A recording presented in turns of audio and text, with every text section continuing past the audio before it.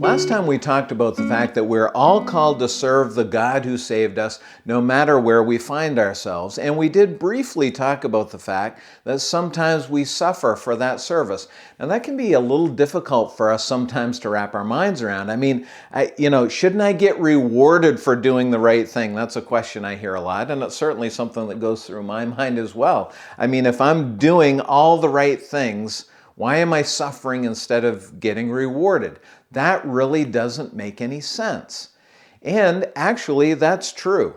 It doesn't make any sense, especially if we are focused on the here and now. But as Christ followers, our eyes need to be focused on the future. Now let me read for you what Paul says, 2 Timothy chapter 1, verse 12.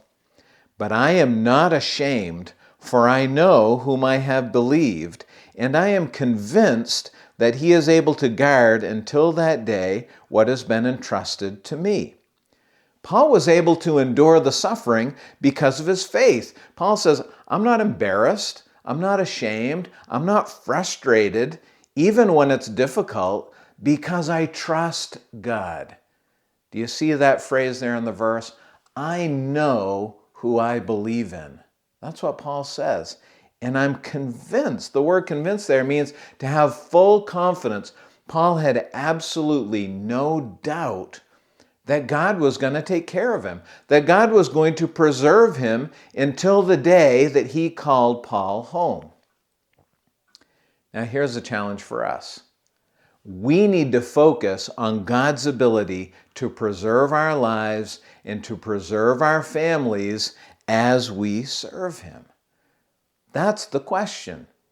Do you trust God to preserve your life? Do you trust God to take care of you when you continue to choose the right things at the right time, even when they're difficult?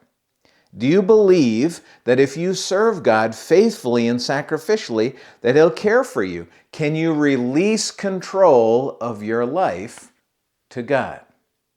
Can I challenge you today to know who you believe in and have confidence that He will care for you?